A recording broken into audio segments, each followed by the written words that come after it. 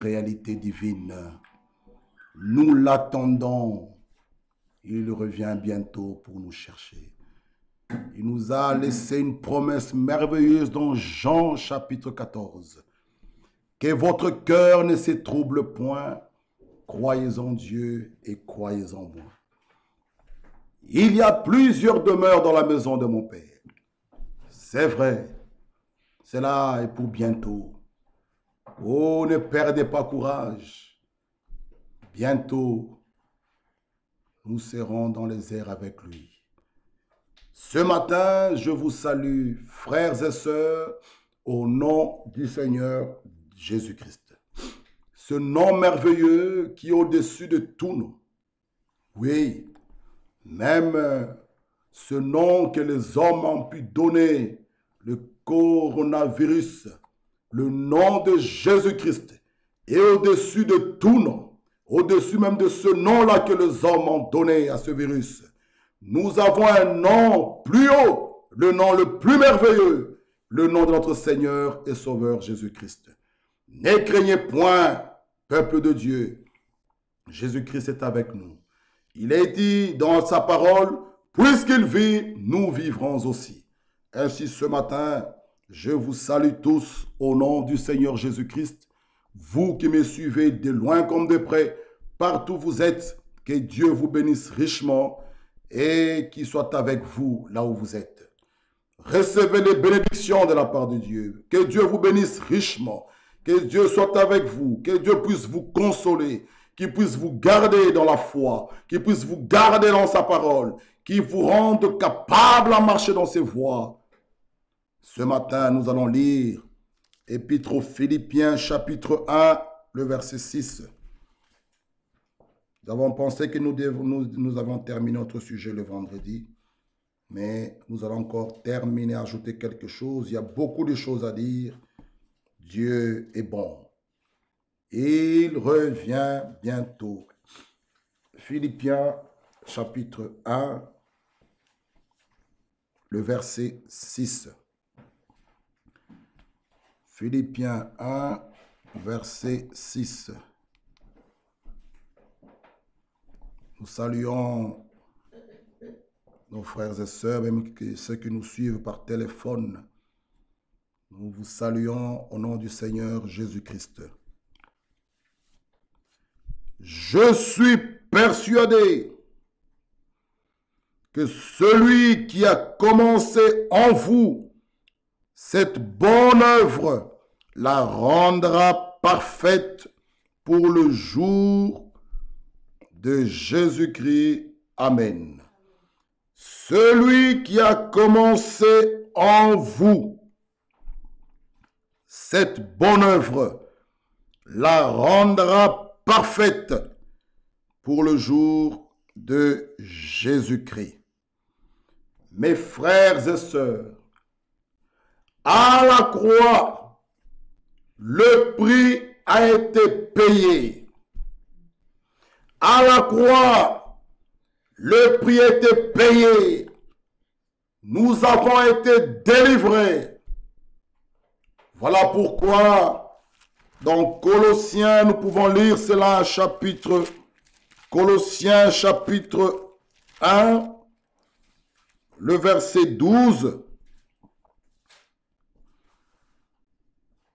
Rendez grâce au Père. Nous devons rendre grâce au Père. Nous devons le remercier. Qui vous a rendu capable d'avoir part à l'héritage des saints dans la lumière.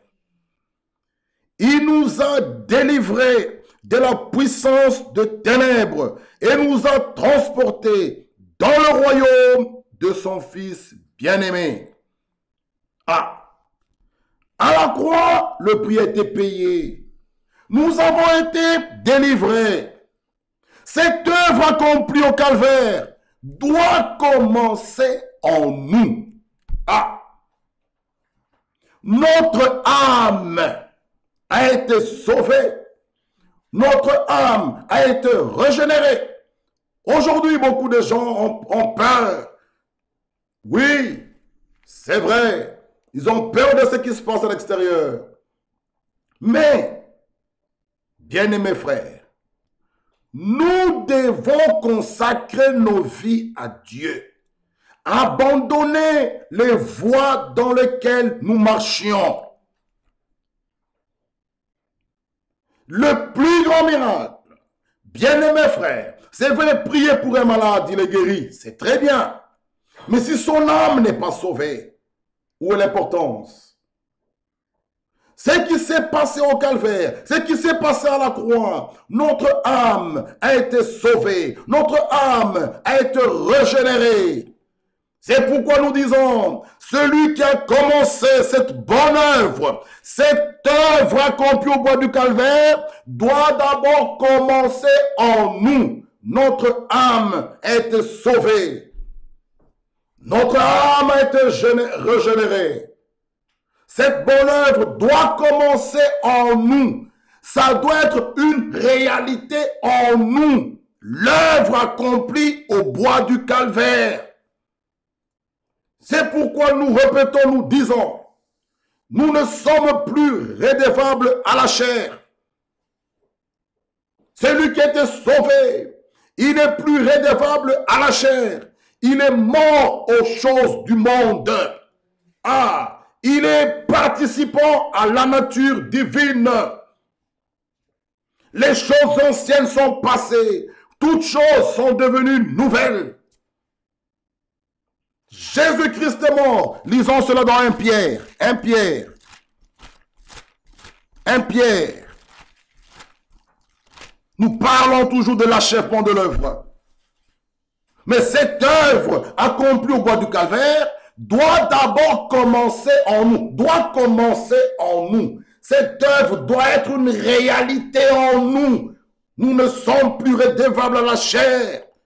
Celui qui a vraiment été sauvé, qui a fait cette expérience du salut, est délivré de la mondanité. Il est délivré du monde. Les gens aujourd'hui ont peur de ce virus, mais ils veulent marcher comme ils veulent. Frères et sœurs, nous devons craindre Dieu qui peut détruire l'âme et le corps. Écoutons 1 Pierre 4. Ainsi donc, Christ ayant souffert dans la chair, oui, il a souffert dans la chair. Il a pris ta place, il a pris ma place, il a pris notre place à tous. Vous aussi, armez-vous de la même pensée.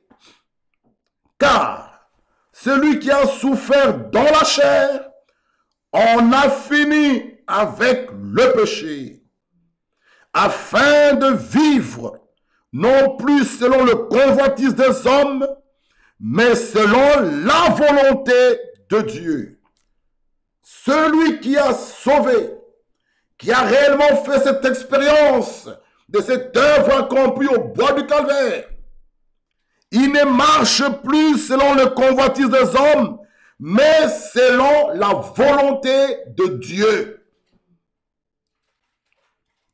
Pendant le temps qu'il lui reste à vivre dans la chair, c'est assez en effet d'avoir dans le temps passé accompli la volonté des païens, en marchant dans le dérèglement, les convoitises, l'ivrognerie, les orgies et les idolâtries criminelles.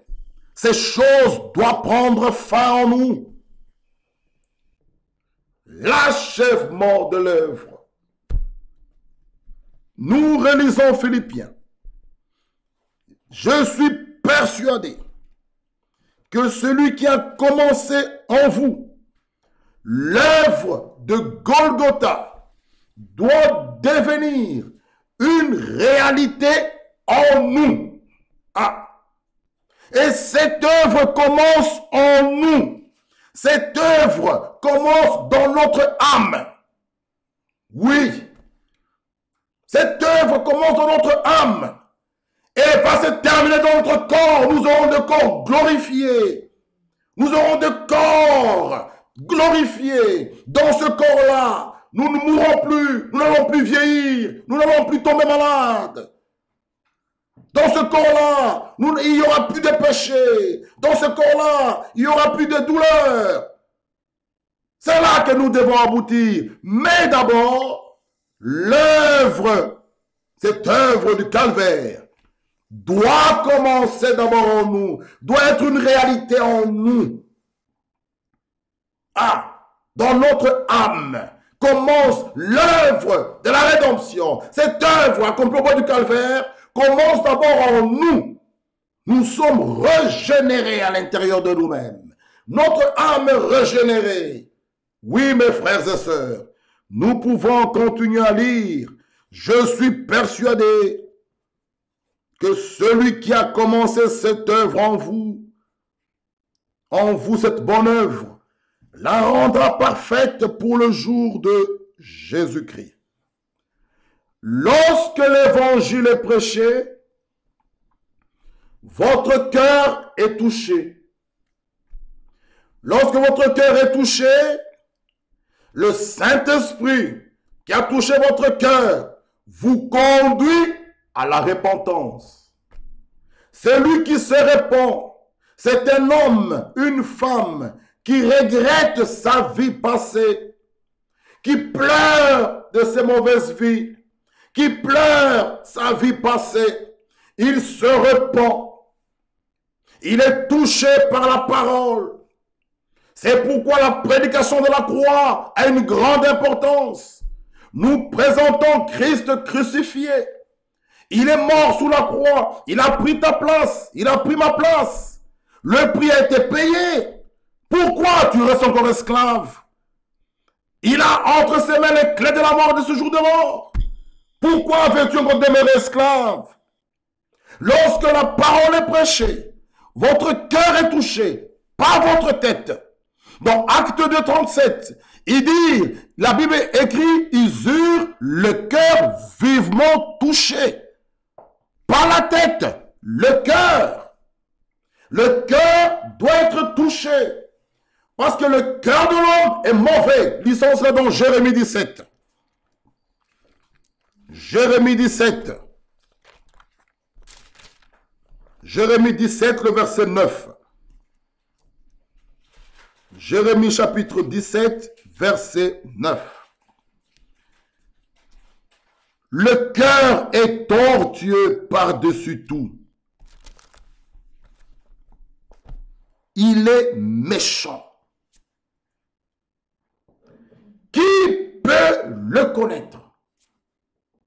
Moi, l'Éternel, je prouve le cœur, je sonde les reins. Ah! Qui peut connaître le cœur de l'homme?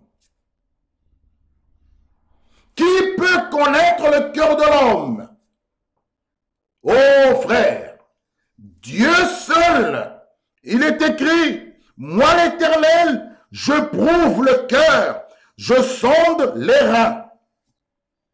C'est pourquoi lorsque la prédication de la parole est prêchée, vous pouvez le lire dans Acte 2, 37, la Bible dit, ils eurent le cœur vivement touché, pas la tête, mais le cœur. Le cœur doit être touché. Le cœur de l'homme, lisons dans Proverbe 23. Proverbe chapitre 23. Proverbe 23. Le verset 26. Parlons un peu du cœur. Proverbe 23, le verset 26. Mon fils, donne-moi ton cœur. Vous voyez? Pas donne-moi ta tête. Non, donne-moi ton cœur. Ah!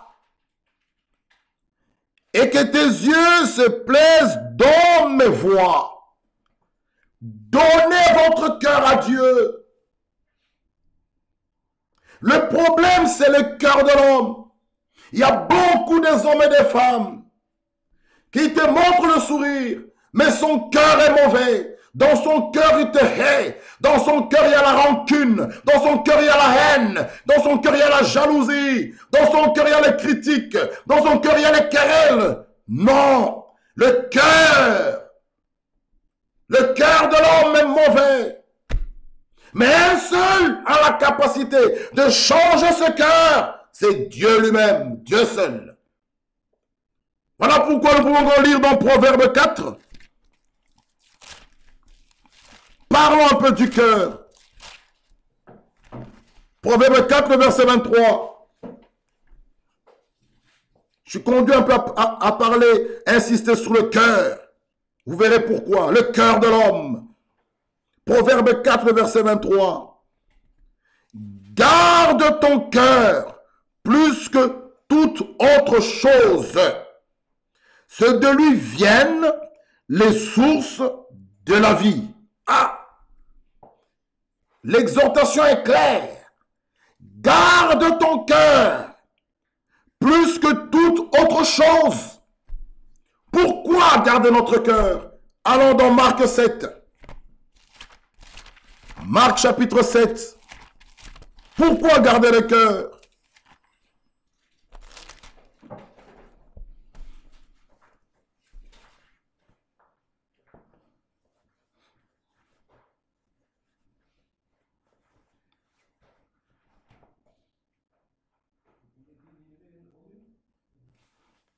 Marc 7, 21. Car c'est du dedans, c'est du cœur que des hommes, c'est du cœur des hommes que sortent les mauvaises pensées, les adultères, les débauches, les meurtres, les vols, les cupidités, les méchancetés, la fraude, le dérèglement, le regard envieux, la calomnie, l'orgueil, la folie. Toutes ces choses mauvaises sortent du dedans et suivent l'homme. Marc 7, 21 nous dit, car c'est du dedans, c'est du cœur des hommes, du cœur, que sortent les mauvaises pensées. C'est du cœur des hommes que sortent les adultères, les débauches, les meurtres.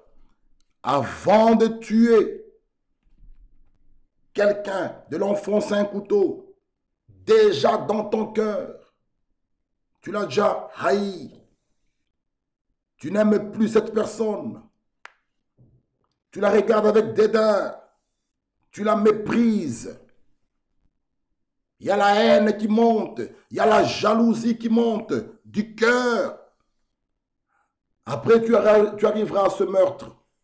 Nous les hommes, nous verrons qu'un homme a poignardé un autre homme. Mais devant Dieu, lui, cet homme-là déjà les mauvaises pensées. Ah, en lui, c'est déjà monté. Il est déjà meurtrier. Mais nous verrons quel acte. Vous voyez que tout commence là, dans le cœur. C'est là, relisons le verset 21.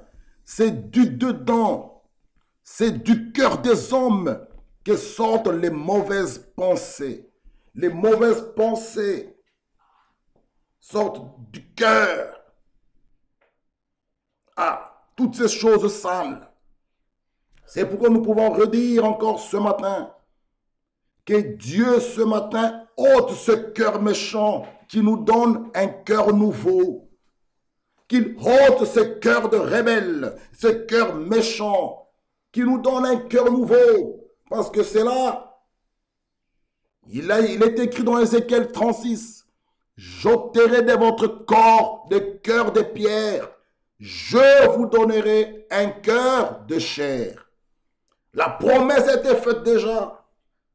Qu'il ôte ce mauvais cœur, ce cœur.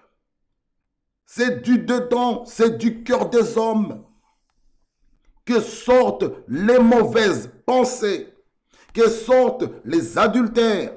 C'est pourquoi, mes bien-aimés frères, il est écrit, si quelqu'un regarde une femme mal habillée, vous voyez, il a déjà commis adultère avec elle dans son cœur. C'est de là que sortent les adultères, les débauches, les meurtres. Vous, femmes mariées, habillez-vous correctement. Sinon, ce jour-là, vous répondrez.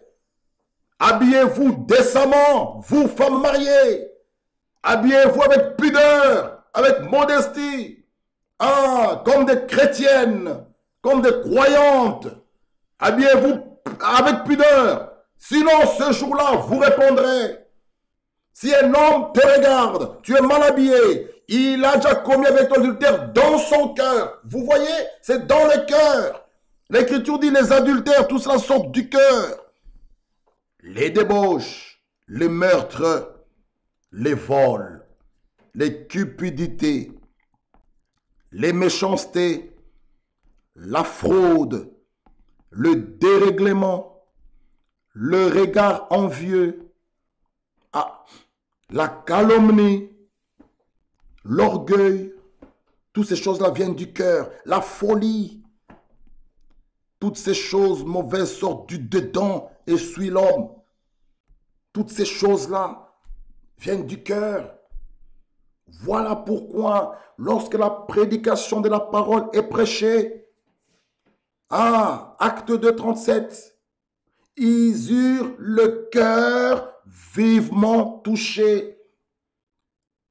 Le cœur doit être touché, pas la tête. Beaucoup de gens, c'est la tête qui a été touchée. Ils sont intellects, ils connaissent la parole. Oh, frères et sœurs, mais ce n'est pas ça, c'est le cœur qui doit être touché. Lisons dans Matthieu 23. Matthieu 23. Matthieu chapitre 23. Le verset 25. Le verset 25 à 28.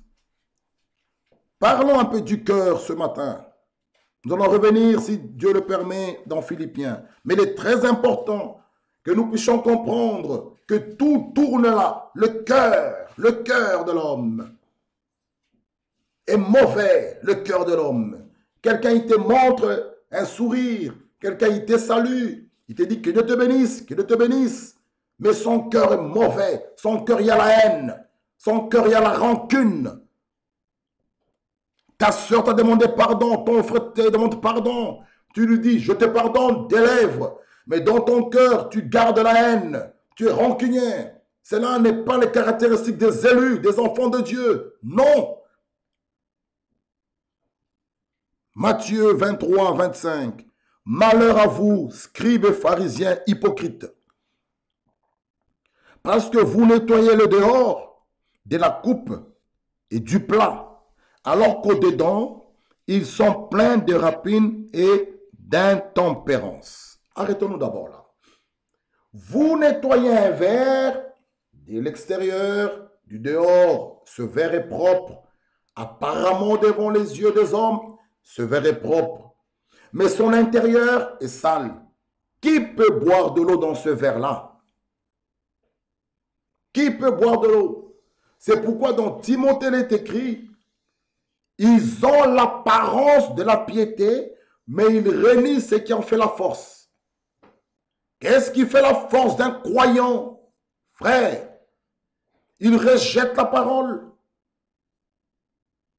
Mais à l'extérieur, ils ont l'apparence de la piété. Ils sont bien habillés, ils ont un bon sourire. Ils ont l'apparence des chrétiens, des chrétiennes. Ayant l'apparence de la piété. Voilà ce qu'il nous dit. Malheur à vous, scribes et pharisiens, hypocrites. Vous nettoyez le dehors de la coupe.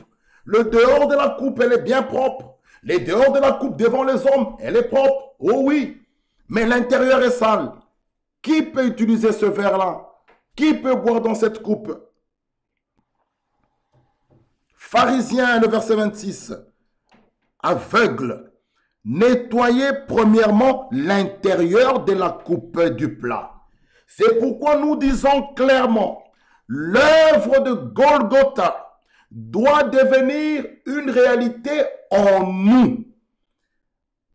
Cette œuvre doit commencer d'abord en nous, dans notre âme, à l'intérieur de nous-mêmes. Pour que le Saint-Esprit puisse faire sa demeure en nous, il faut d'abord que notre âme soit régénérée. Vous voyez? Il faut d'abord que notre âme soit régénérée. Lorsque votre âme est régénérée, alors le Saint-Esprit pourra faire sa demeure en toi. Pas avant. C'est pourquoi cette œuvre, Philippiens dit, celui qui a commencé cette œuvre en vous, la rendra parfaite le jour de Jésus-Christ. Cette œuvre doit d'abord commencer en nous. Notre âme régénérée, notre âme sauvée. Parce que même pour la transmutation commencera d'abord, partira de l'intérieur vers l'extérieur. Que Dieu puisse nous aider. Au lieu de laver le verre à l'intérieur, eux commencent par laver le verre à l'extérieur, la coupe à l'extérieur. Ça, ce sont des hypocrites. Ça, c'est un acte d'hypocrisie. Vous montrez le sourire. Vous dites à votre soeur que Dieu te bénisse, à ton frère que Dieu te bénisse, mais dans ton cœur, vous l'haïssez. Dans ton cœur, plein de rancune. Dans ton cœur, vraiment, vous avez des rancunes. Oh, cela n'est pas convenable. Parce que dans Matthieu 5 est clair. Heureux ceux qui ont le cœur pur, car ils verront Dieu, ils verront le Seigneur. Le cœur de l'homme est mauvais.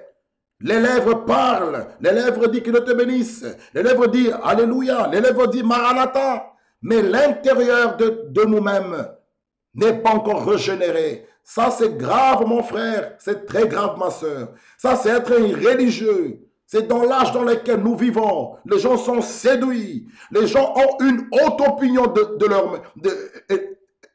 et de soi-même. Ils regardent la manière qu'ils s'habillent. Nous voyons une sœur bien habillée, un frère bien habillé, un frère bien coiffé.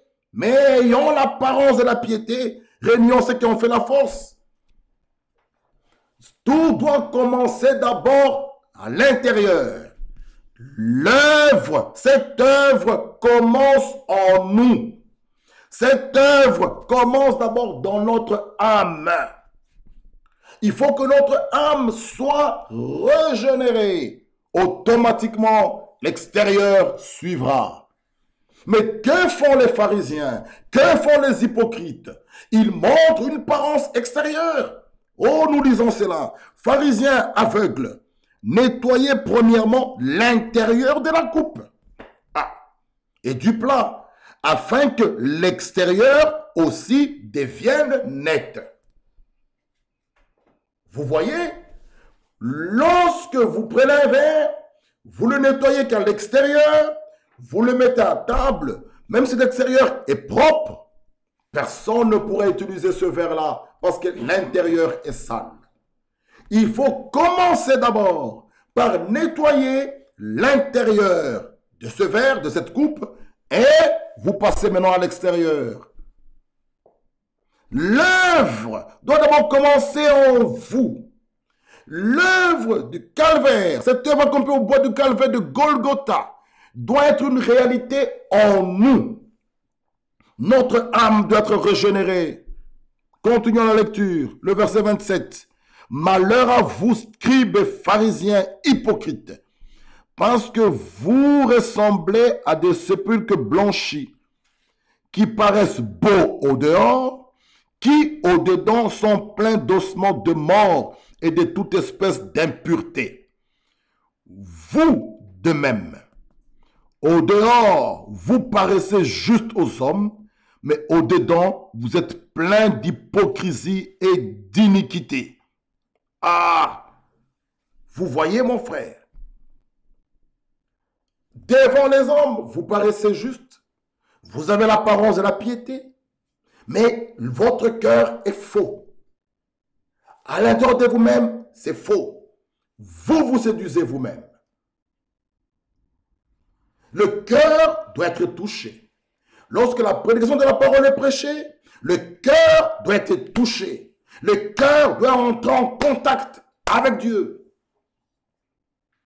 Parce que Vous devez être en contact avec Dieu, croire la parole, vous acceptez la parole, vous vous repentez, vous acceptez le baptême dans l'eau, vous passez par la justification.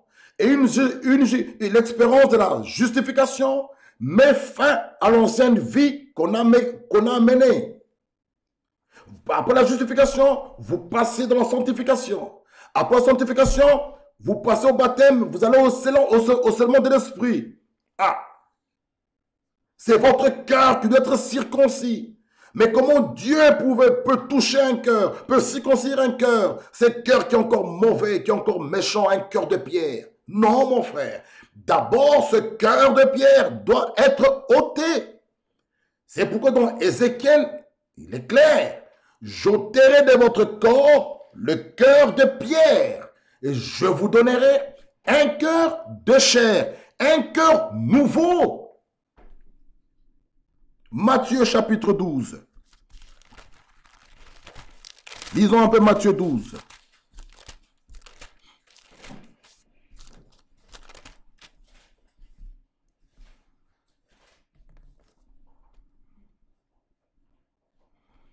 « 34. Race de vipères, comment pourriez-vous dire de bonnes choses, méchants comme vous l'êtes? Car c'est de l'abondance du cœur que la bouche parle. L'homme bon tire de bonnes choses de son bon trésor, l'homme méchant tire de mauvaises choses de son mauvais trésor. Je vous le dis, au jour du jugement, les hommes rendront compte de toutes paroles vaines qu'ils auront proférées. Car par tes paroles tu seras justifié et par tes paroles tu seras condamné. Amen. Méchants comme vous l'êtes, c'est de l'abondance du cœur que la bouche parle. Votre cœur, lisons dans Actes.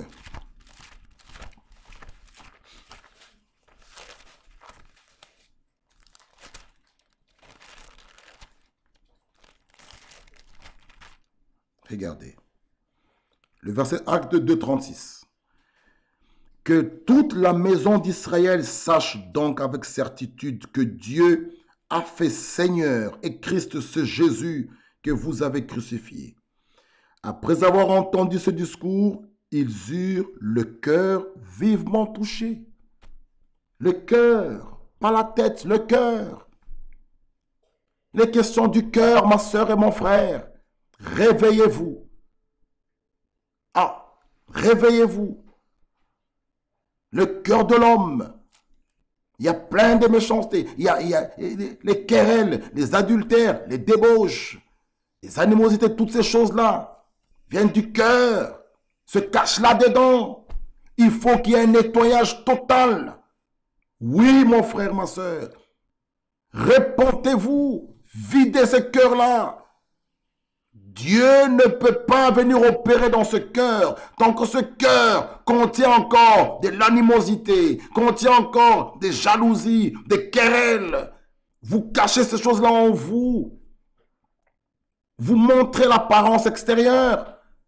Vous dites Alléluia, gloire à Dieu, mais votre cœur est mauvais. Votre cœur garde encore la rancune. Comment allez-vous voir Dieu ce jour-là? Lisons cela dans Matthieu 5. Comment allez-vous faire? Lisons Matthieu 5. Matthieu 5. J'aimerais lire à partir du verset 3 les béatitudes. C'est merveilleux. Heureux les pauvres en esprit, car le royaume des cieux est à eux.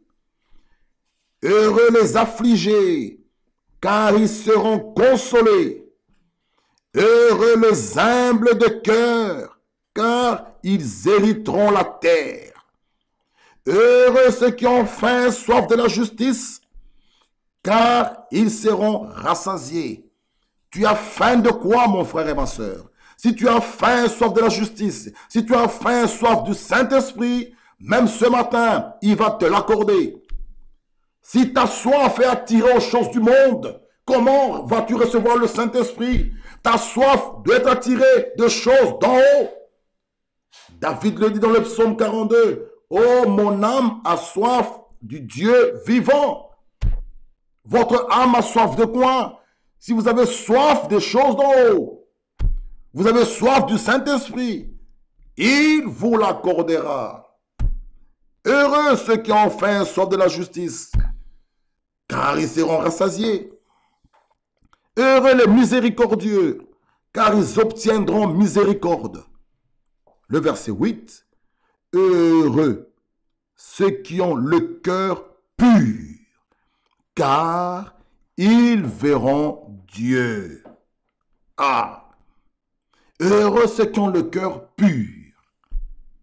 Ah! Le cœur pur. Pas un cœur hypocrite. Le cœur pur. Pas quelqu'un qui dit à son frère A, mais son cœur, il y a B. Non, le cœur pur, un cœur droit. Oui, car ils verront Dieu. Heureux ceux qui procurent la paix, car ils seront appelés fils de Dieu. Heureux ceux qui sont persécutés pour la justice, car le royaume des cieux est à eux. Gloire à Dieu. Le cœur de l'homme. Dans Ézéchiel, comme je l'ai dit, il y a une promesse merveilleuse. J'ôterai de votre corps le cœur de pierre. Je vous donnerai un cœur de chair. Que nous dit maintenant Jérémie 31? Lisons un peu Jérémie 31. Jérémie 31, le verset 33.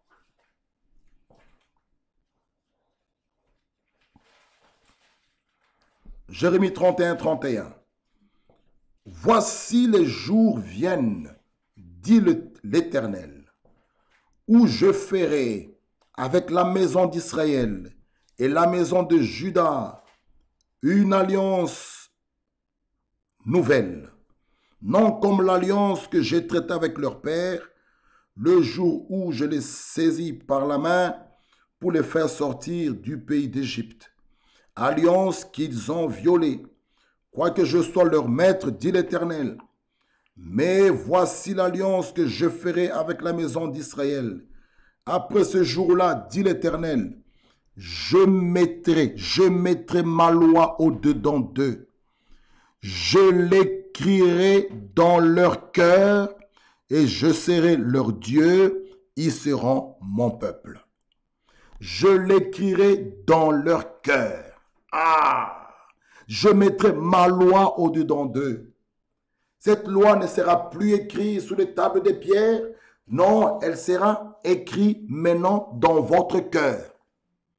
Alors celui qui volait ne vole plus. Parce que maintenant la parole de Dieu est écrite dans ton cœur. Vous devenez des épîtres vivants. Oh, gloire à Dieu. Toi qui volais, tu ne voles plus.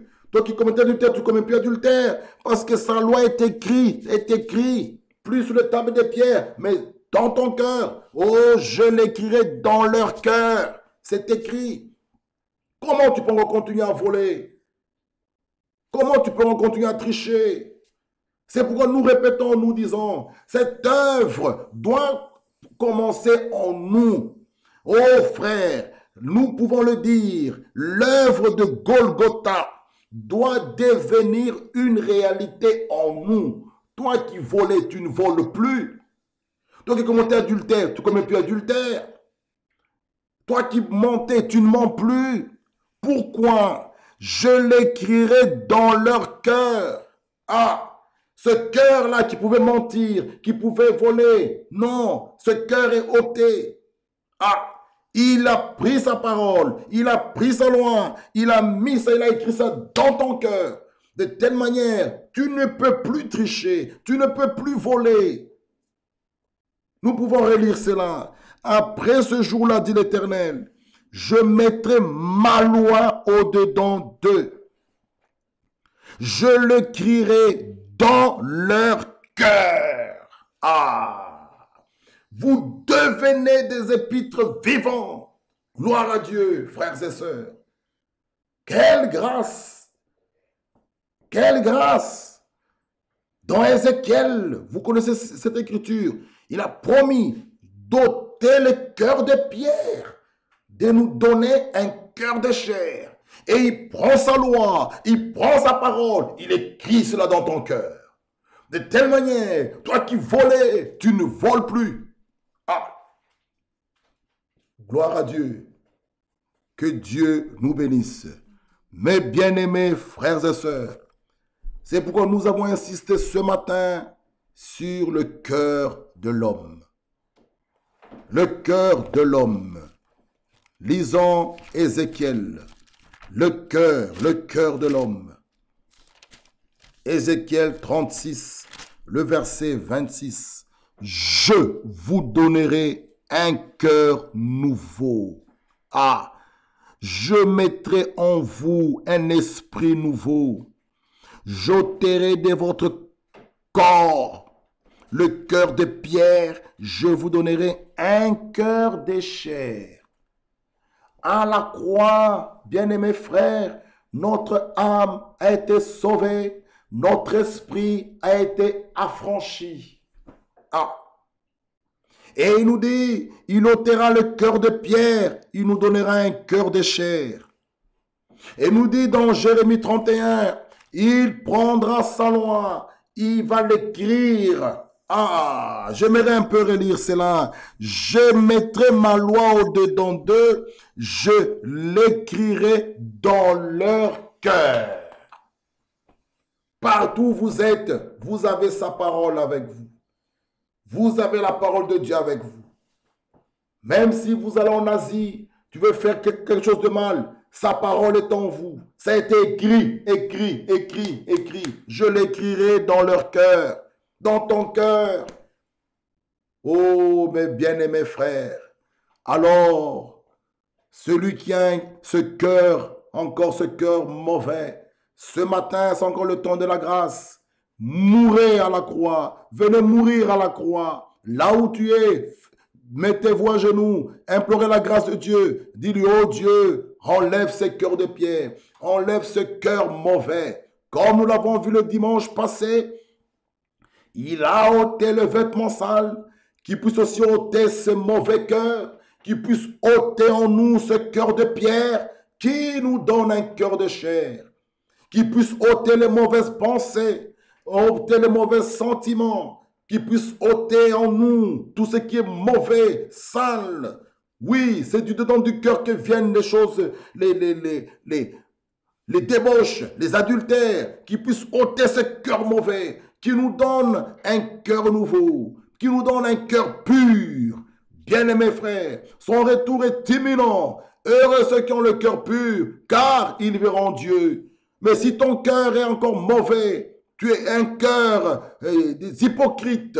Tu dis ah par la bouche, par tes lèvres, mais dans ton cœur, tu hais la personne. Comment vas-tu voir Dieu ce jour-là? Heureux ceux qui ont le cœur pur, car ils verront Dieu. Son retour est imminent. Mourez en vous-même. Oui, dis-lui, oh Dieu, ôte ce cœur mauvais, ce cœur de rancune, ce cœur de haine, ah, ce cœur d'adultère, ce cœur de vol. Ôte ce cœur. Écris ta parole dans mon cœur. C'est ce qui était, c'est ce qui est dit. Vous devenez des épîtres vivants. Oui, tu marches. Tu peux dire, ce n'est plus moi qui vis, c'est Christ qui vit en moi.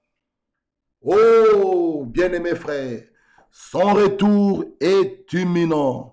Revenons maintenant dans Philippiens pour aller vers la fin, où nous avons lu avec vous le chapitre 1, le verset 6.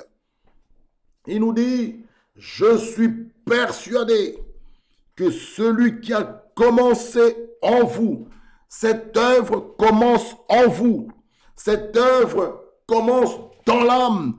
Le salut, oh bien-aimé, votre âme est sauvée. Ah, cette œuvre commence dans votre âme, commence en vous.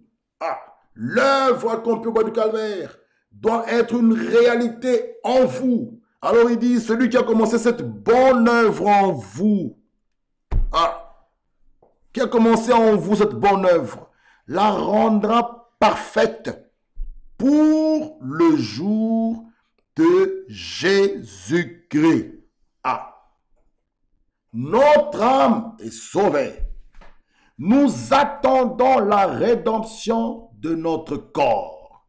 Ce qu'il a promis, il va le faire. Parce que Dieu, qui nous donne des promesses, et tient aussi à ses promesses pour l'accomplir. Oui, mes frères, lisons un peu dans Actes chapitre 13. Il fera des grandes choses. Acte 13, le verset 41. Écoutons ce que Paul il pouvait dire en son temps. Acte 13, 41. Voyez, vous les arrogants, soyez étonnés et disparaissez, car je veux faire en vos jours une œuvre que vous ne croiriez pas si on vous l'a raconté. J'aimerais un peu lire quelque chose de merveilleux écoutez-le, du 13 mars 1960. Écoutez ce qu'il nous dit au paragraphe 37, juste une partie. Une puissance viendra dans l'Église. Une puissance viendra dans l'Église. Elle y entre maintenant. Et le Saint-Esprit oindra les gens à tel point qu'ils prononceront la parole et la chose sera créée. Une puissance viendra dans l'Église. Frère, ça sera merveilleux. Ça sera merveilleux. Ça sera un temps court. Une puissance viendra dans l'Église. Elle y entre maintenant. Et le Saint-Esprit oindra les gens à tel point qu'ils prononceront la parole et la chose sera créée. Nous n'avons pas vu la puissance. Cela vient maintenant dans l'Église. Je le sais en tant que fait. Dites à cette montagne, ôte-toi de là, ne doutez pas dans votre cœur, mais croyez que ce que vous dites arrive, vous pouvez obtenir ce que vous avez prononcé. Le placement de l'Église dans sa position, où la plénitude de la puissance du Saint-Esprit vient dans l'Église, alors la bouche des critiques sera fermée. Ce temps sera court. Ce temps sera court. Le placement de l'Église dans sa position, où la plénitude de la puissance du Saint-Esprit vient dans l'Église, alors la bouche des critiques sera fermée. Frères et sœurs, et cela c'est pour bientôt. Mes bien-aimés frères, que Dieu puisse vraiment nous aider. Ces choses vont bientôt s'accomplir. Mais avant cela, vous mon frère, vous ma sœur, vous attendez cette puissance avec un cœur mauvais. Non, cela ne peut pas se passer comme cela. Il faut d'abord que votre cœur, ce cœur de pierre soit ôté, que vous recevez un cœur nouveau, que votre âme soit régénérée, que le Saint-Esprit fasse sa demeure dans votre âme. Alors, ce jour-là, vous êtes candidat. Oh, gloire à Dieu, frères et sœurs. Il faut d'abord que votre âme soit régénérée, que ce cœur de pierre soit ôté. Dieu Qu'est-ce qu'il peut faire avec un homme avec un cœur méchant, un cœur mauvais? Cette puissance viendra dans l'Église. Le placement de l'Église dans sa position. La plénitude de la puissance du Saint-Esprit. Mais, avant cela, mon frère, ta vie, oh, comment est-ce que tu te comportes? Tu dis, j'attends ce jour-là. Mais comment tu te comportes? Où nous aurons le ministère de la parole parlée. Comment tu te comportes déjà maintenant? Comment déjà tu te comportes? Tu as un cœur de rancune, tu as la haine, tu as la jalousie avec toi, les critiques, les animosités, les querelles.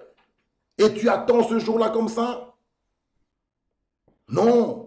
Heureux ceux qui ont le cœur pur, car ils verront Dieu. Ne peuvent le voir que ceux qui ont un cœur pur. Ne peuvent le voir que ceux qui marchent dans la sanctification sans reproche et sans faute. Ne peuvent le voir, oh frère, que ceux qui marchent dans ses voies, comme Enoch, ils ont été trouvés agréables par Dieu. La marche d'un vrai disciple de Jésus-Christ va te faire aboutir jusqu'au jour de l'enlèvement. Mes bien-aimés frères, Enoch a marché avec Dieu, Enoch a marché avec lui, il a été trouvé agréable, il a trouvé un témoignage favorable, il n'a pas vu la mort. Et toi tu chantes, Jésus revient. Oui, il revient bientôt, c'est une réalité. Mais quel est l'état de ton cœur? Heureux ceux qui ont le cœur pur, car ils verront Dieu. Alléluia. Que Dieu puisse nous aider. Que Dieu puisse ce matin parler à chacun de nous. Qu'il puisse te parler, ma soeur, là où tu es. Qu'il puisse te parler, mon frère, là où tu es. Un cœur mauvais. Tu fais souffrir ta famille. Tu as un cœur mauvais. Revenez à Jésus-Christ. Repentez-vous, frères et sœurs. Les temps sont mauvais. Les temps sont... Il n'y a plus de temps. Jésus-Christ est à la porte. Mettez vos vies en ordre. Ne traînez pas. Lorsque la parole est prêchée et que votre cœur est touché, oh, ils eurent le cœur vivement touché. Qu'est-ce qu'ils ont dit à Pierre? Homme, frère, que ferons-nous? Qu'est-ce que Pierre leur a dit? Repentez-vous. Oh, tout commence là par la repentance. Même ce matin, répands-toi, mon frère. Repentez-vous. Implorez la grâce de Dieu. Après la repentance, vous passez par la conversion. Et une réelle conversion vous amènera à la nouvelle naissance. Oh, frères et sœurs, une réelle conversion fera aboutir à la nouvelle naissance. Vous recevrez une nature divine. L'homme converti n'a plus les plaisirs des choses du monde. Il est mort aux choses du monde. Il est mort au plaisir du monde. Il a jeté le dos au monde. Mes bien-aimés frères, nous pouvons lire, comme nous l'avons lu avec vous, ici le verset 41 des Actes 13. Voyez, vous les arrogants, soyez étonnés et disparaissez, car je vais faire en vos jours une œuvre que vous ne croiriez pas si on vous la racontait. Oui, et nous pouvons encore lire cela dans Ésaïe 28. Nous l'avons lu encore. Ce sont des écritures merveilleuses qui nous font du bien. Ésaïe 28, le verset 21. L'Éternel s'élèvera comme à la montagne de Péramsim, où il s'irritera comme dans la vallée de Gabaon pour faire son œuvre étrange, pour exécuter son travail inouï. Ce qu'il a promis, il le fera.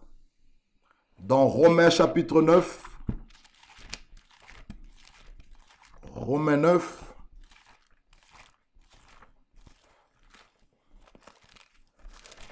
Romains chapitre 9, le verset 28.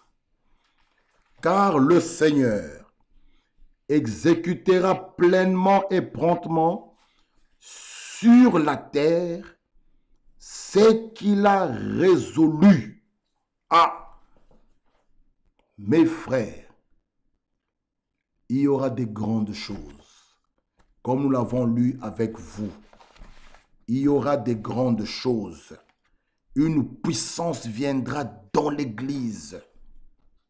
Oui, le Saint-Esprit oindra les gens à tel point qu'ils prononceront la parole et la chose sera créée. Nous possédons pas seulement les promesses, mais nous entrons même en possession. Nous entrons en possession de ces promesses. Nous passerons de la foi à la vue. Ces choses que nous lisons, ces choses que nous entendons seront bientôt une réalité. Nous allons prononcer des paroles. Oh frère, et la chose sera créée. Mais comment peut-il faire ces choses avec toi tant que tu as encore un cœur mauvais? Il faut que ce cœur mauvais, oh, implore sa grâce, soit ôté. Ce cœur méchant soit ôté. Ce vêtement sale soit ôté. Ayez les sentiments qui sont en Jésus-Christ. Aimez vos prochains. Pardonnez-vous réciproquement. Aimez-vous les uns les autres. Ne vous plaignez pas les uns les autres. Arrêtez de murmurer. Revenez à la parole. Marchez en nouveauté de vie. Que ce cœur mauvais soit ôté. Oui, mon frère et ma soeur, que ce cœur mauvais soit ôté. Parce que cette œuvre de Golgotha doit avoir une réalité en nous, doit commencer en nous, en nous.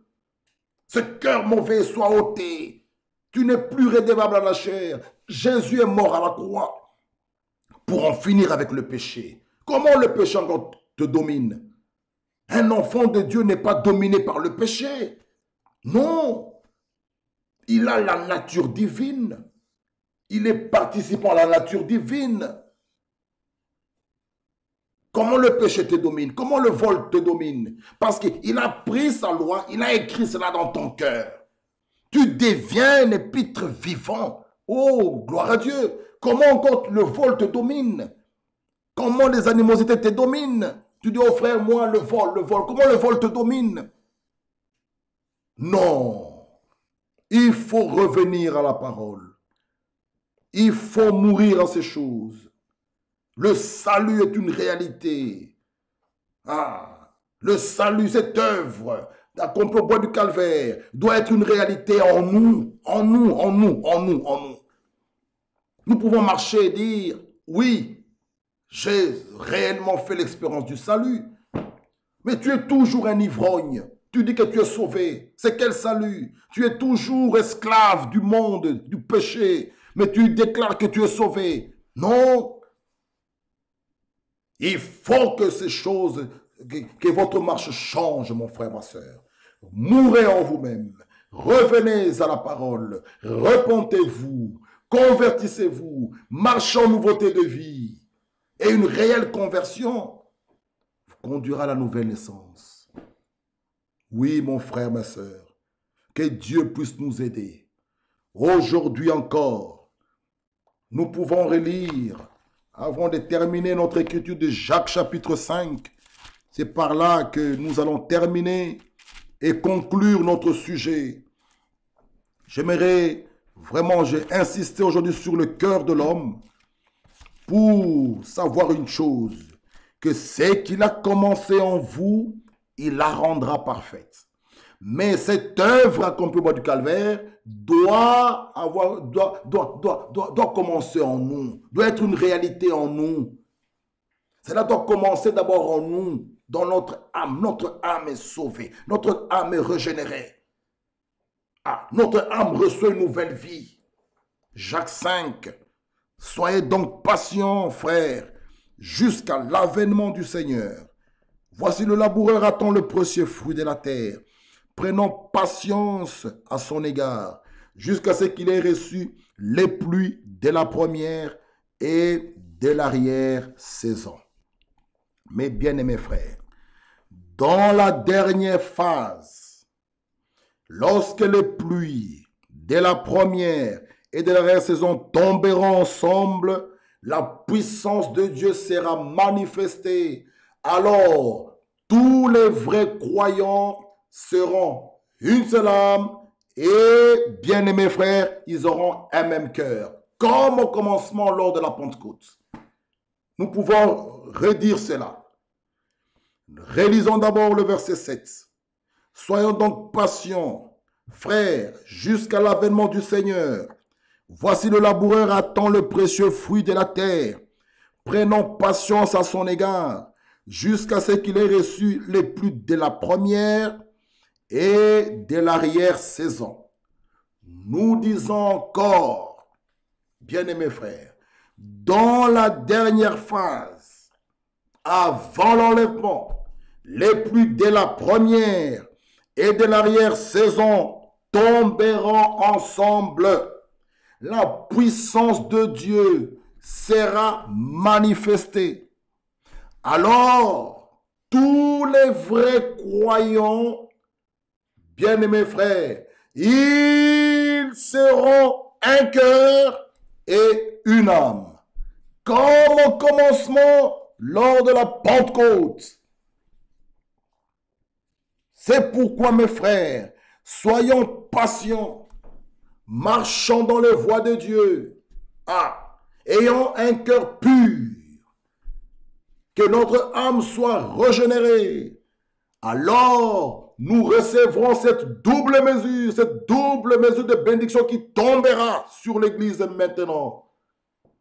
Dans la dernière phase, frères, les pluies de la première et de l'arrière-saison tomberont ensemble. La puissance de Dieu sera manifestée visiblement. Tous les croyants, tous les vrais croyants seront un cœur et une âme, comme au commencement lors de la Pentecôte. Ils étaient un cœur et une âme. Et cela, c'est pour bientôt. Mes frères et sœurs, qu'est-ce que nous avons dit aujourd'hui? Celui qui a commencé cette bonne œuvre en vous la rendra parfaite jusqu'au jour de Jésus-Christ. Nous pouvons relire cela et nous allons terminer pour aujourd'hui. Philippiens. Je suis persuadé que celui qui a commencé en vous cette bonne œuvre la rendra parfaite pour le jour de Jésus-Christ. L'œuvre de Golgotha doit devenir une réalité en nous. Et cette œuvre commence en nous.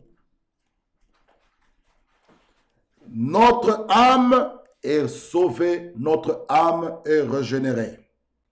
Cette œuvre commence dans notre âme. Notre âme est régénérée, notre âme est sauvée. À la croix, notre âme était sauvée, régénérée, notre esprit était affranchi. Voilà pourquoi, mes bien-aimés frères, votre cœur de pierre doit être ôté. Vous devez recevoir un cœur de chair. Il ne s'arrête pas là. Il prend sa loi. Il l'écrit dans votre cœur. Vous devenez des épîtres vivants. Ce qu'il a commencé en vous, il la rendra parfaite pour le jour de Jésus-Christ. Il dit, je suis persuadé que celui qui a commencé cette œuvre, en vous, cette bonne œuvre, celui qui a commencé, certainement, lui, il a commencé cela en vous, il la rendra parfaite pour le jour de Jésus-Christ. nous attendons la rédemption de nos corps. Notre âme est régénérée, notre âme est sauvée. Nous attendons la rédemption de nos corps. Et cela, c'est pour bientôt. Nous le verrons face à face. Voilà pourquoi 1 Jean dit, oh, voyez quel amour le Père vous a tellement pour que vous soyez appelés enfants de Dieu, et nous le sommes. Ah, lorsque nous le verrons, nous serons semblables à lui. Nous aurons de corps glorifiés. Les morts en Christ ressusciteront. Ils auront de corps de résurrection, de corps glorifiés. Ah, nous serons changés dans ce corps. Aujourd'hui, nous vieillissons, nous mourons, nous tombons malades. Mais ce jour-là, nous serons changés. Nous aurons de corps glorifiés. Nous aurons de corps. Oh, dans ce corps-là, nous tomberons plus malades. Dans ce corps-là, nous n'allons plus vieillir. Voilà pourquoi nous vous disons ce matin, c'est encore le temps de la grâce. Celui qui a commencé cette bonne œuvre en vous la rendra parfaite. Comme nous disons, une puissance viendra dans l'Église. Oui, le Saint-Esprit oindra les gens à tel point qu'ils prononceront la parole et la chose sera créée. Frères et sœurs, il nous dit le placement de l'Église dans sa position, la plénitude de la puissance du Saint-Esprit viennent dans l'Église. Alors, la bouche des critiques sera fermée. Ce temps sera court et c'est pour bientôt. Mais, comme nous le disons en conclusion, heureux ceux qui ont le cœur pur, car ils verront Dieu. Où iras-tu avec ce cœur mauvais? Dieu ne peut pas agir dans un tel cœur. Un cœur méchant, un cœur d'hypocrite, un cœur de pierre, un cœur méchant, où il y a plein de rancunes, la haine. Non, mon frère et ma sœur. Il est écrit dans Proverbe, nous l'avons lu avec vous, le Proverbe 23, « Mon fils, donne-moi ton cœur. » Donne-lui ton cœur ce matin, dis-lui, ô Dieu, je te donne mon cœur. Ôte ce cœur méchant, ôte ce cœur mauvais, accorde-moi un cœur nouveau. Et il le fera. Parce qu'il a donné une promesse dans Ézéchiel, qu'il ôtera les cœurs de pierre, il nous donnera le cœur de chair. Il a dit cela, mon frère, ma soeur. Croyez-le, faites confiance à Dieu, dis-lui ce matin, enlève en moi, ôte ce cœur de pierre, ôte ce cœur méchant, ce cœur de haine. Oh, accorde-moi un cœur pur, accorde-moi un cœur nouveau. Bien-aimés frères, comme nous l'avons dit, dans la dernière phase, les pluies de la première et de l'arrière-saison tomberont ensemble. La puissance de Dieu sera manifestée visiblement. Alors en ce temps-là, tous les vrais croyants, oh, ils seront un cœur et une âme. Mes frères et sœurs, que Dieu vous bénisse. Pour ce matin, nous avons terminé. Oh, pour ce matin, nous avons terminé pour aujourd'hui. Que Dieu vous bénisse là où vous êtes, qu'il puisse vous visiter. Dieu voulant, encore il nous parlera pendant la semaine et nous croyons qu'il va continuer toujours à nous parler. Ce sont les temps de préparation. Malgré les confinements, ne soyez pas distraits. Ne vous laissez pas distraire par les médias, par les informations. C'est le temps où le peuple de Dieu doit rester en prière. La fin de toutes choses est proche. Soyez donc sages et sobres pour vaquer dans la prière. C'est dans des moments comme celle-ci que chacun de nous doit s'examiner. Il doit faire son propre inventaire. Jésus-Christ est à la porte. Il ne faut pas que ces choses de confinement, les médias puissent vous troubler. N'ayez pas peur. N'ayez pas peur, mon frère et ma soeur. On expérimente que ce qu'on croit. Si vous croyez dans la guérison divine, certainement vous serez guéris. Si vous croyez que Dieu est le Tout-Puissant, certainement il vous gardera. N'ayez pas peur, n'ayez pas peur. Si vous avez peur de quelque chose, alors cela risque de vous arriver. On expérimente que c'est qu'on croit. N'ayez pas peur, prenez courage, Dieu est avec nous. Souvenez-vous, en Égypte, là où le sang a été appliqué, oh, l'ange de la mort passait très loin.